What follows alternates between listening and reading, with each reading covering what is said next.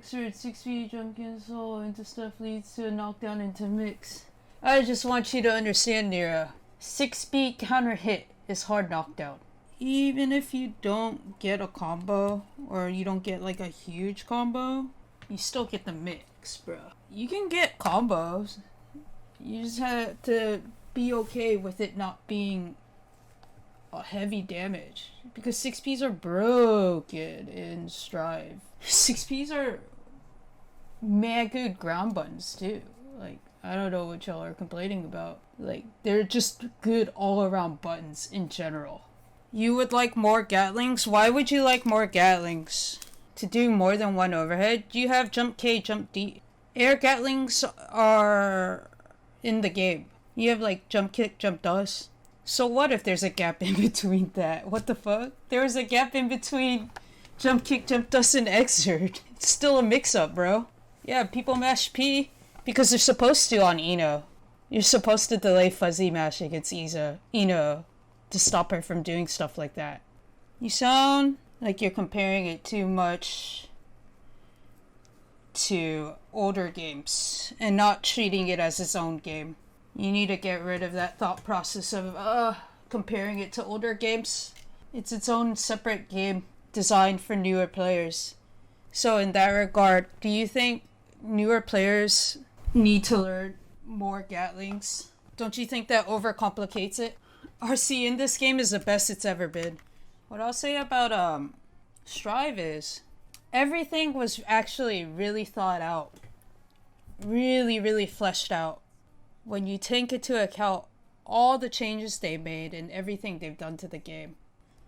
The game is really well fleshed out, man. Between how they did Gatlings, how they designed defense, how they designed instant block, how they designed the wall mechanic. You felt really sluggish? I don't know. Game felt fine. You're just too used to, old Eno. Dash button feels required. I don't think dash button is required. Some characters really benefit from it. I think Giovanna benefits from it the most. Eno probably second. I'm positive about the game because I'm objective about the game. My statements on the game aren't based around feeling or nostalgia. It's just based around the game that it is and the observations I've seen on the game. My feelings on the game, I don't want to say I like the game or I hate the game. I want to see why the game works the way it does. And in that regard, I think the game is well designed from what I've played and how I've thought about the mechanics and how they work together. Also, the way I'm treating it is still a beta.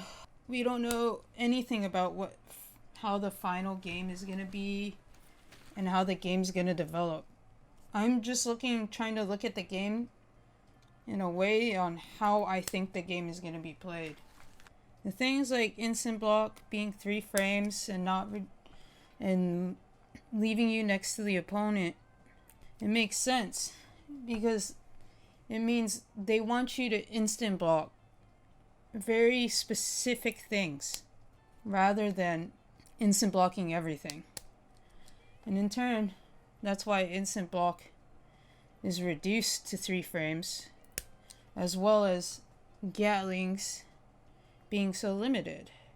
If you were to change instant block, then there's no reason to have instant block FD or instant faultless defense. Look at close slashes or plus moves, and obviously you don't want to instant block it, right? You want to push them out when they use a plus move.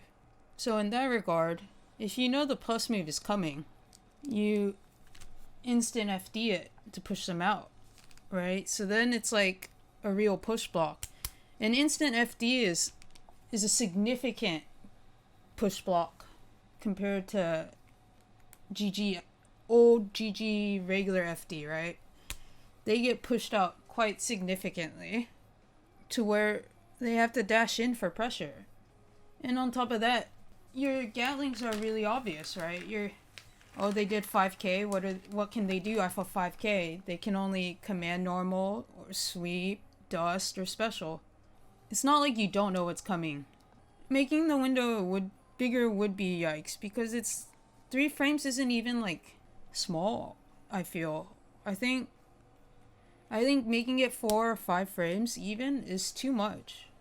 And it takes away from the real point they're trying to put down, which is it's about what you instant block, or what you instant faultless defense, or what you faultless defense, rather than just doing it all the time when you could.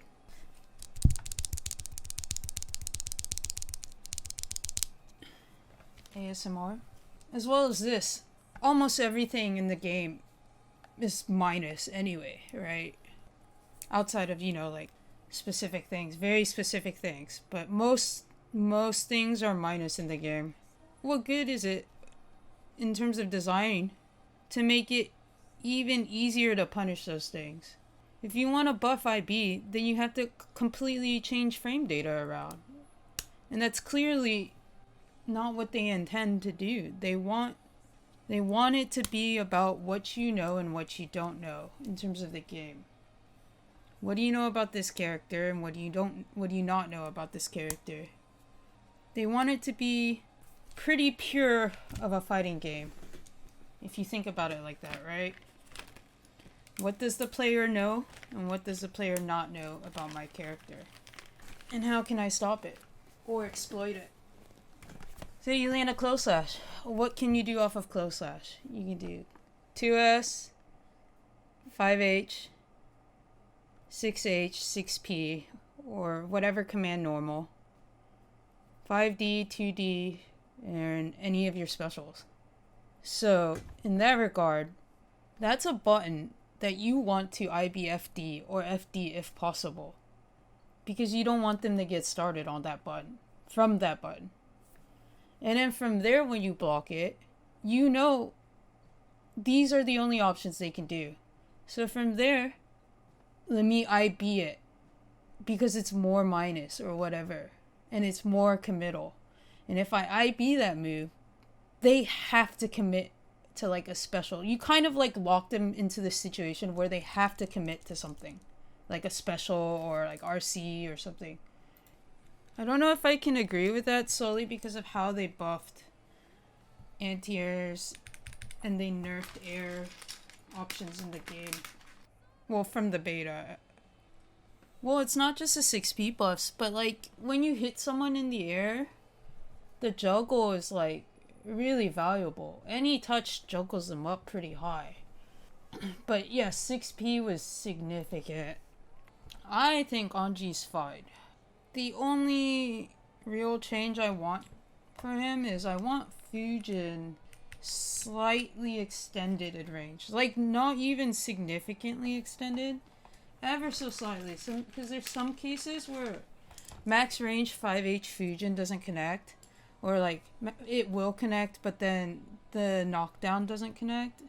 And I'm not really... that bothers me a little bit. But that's, like, the only thing I have an issue with. I think he's fun. I think everyone will grow in strength as People Lab. I think Anji is gonna be really dumb as People Lab. Geo is really good. I played Geo in the first beta, and she got buffed pretty significantly in the second. I thought throws are fine. People complaining about throws being too strong are clearly delusional, because it's not like Guilty Gear never had strong throws, in my opinion.